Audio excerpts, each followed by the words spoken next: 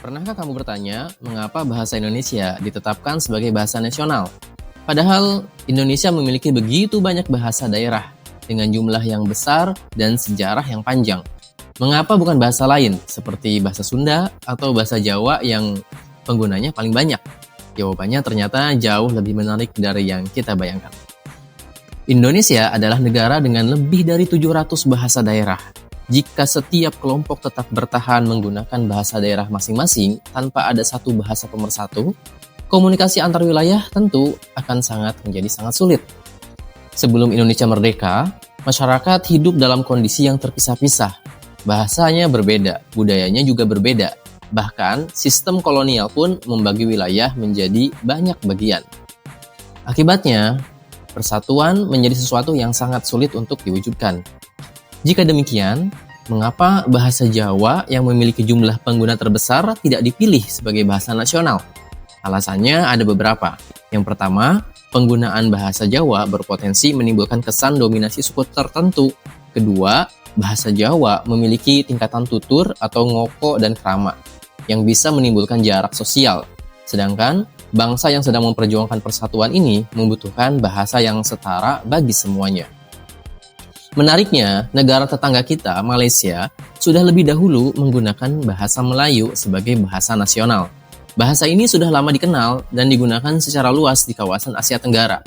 Indonesia melihat bahwa bahasa Melayu memiliki sifat yang netral dan dapat diterima oleh banyak kelompok. Ratusan tahun sebelum Indonesia merdeka, bahasa Melayu telah menjadi lingua franca, yaitu bahasa penghubung di pelabuhan dan pusat perdagangan Nusantara. Pedagang dari berbagai suku, bahkan dari luar negeri, menggunakan bahasa Melayu untuk berkomunikasi. Karena itulah, bahasa ini dianggap sebagai pilihan paling logis untuk menjadi bahasa pemersatu bangsa. Puncak pengukuhan bahasa Melayu sebagai bahasa persatuan terjadi yaitu pada Kongres Pemuda tahun 1928. Di momen bersejarah itu, para pemuda dari berbagai daerah mengikrarkan Sumpah Pemuda.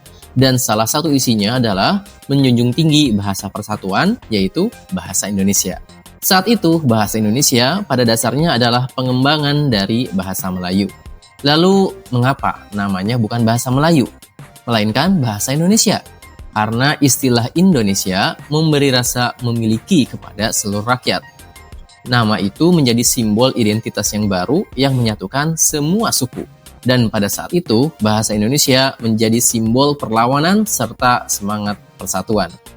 Setelah Indonesia merdeka, pemerintah segera menetapkan bahasa Indonesia sebagai bahasa negara dan menggunakannya secara resmi di sekolah, pemerintahan, hukum, serta di media. Inilah yang membuat bahasa Indonesia menjadi bagian dari kehidupan masyarakat sejak usia dini. Akhirnya, bahasa Indonesia dapat diterima oleh seluruh masyarakat karena beberapa alasan penting, bersifat netral, mudah dipelajari, sudah dikenal sejak masa kerajaan dan perdagangan Nusantara, dan tidak memberikan keuntungan kepada satu suku tertentu.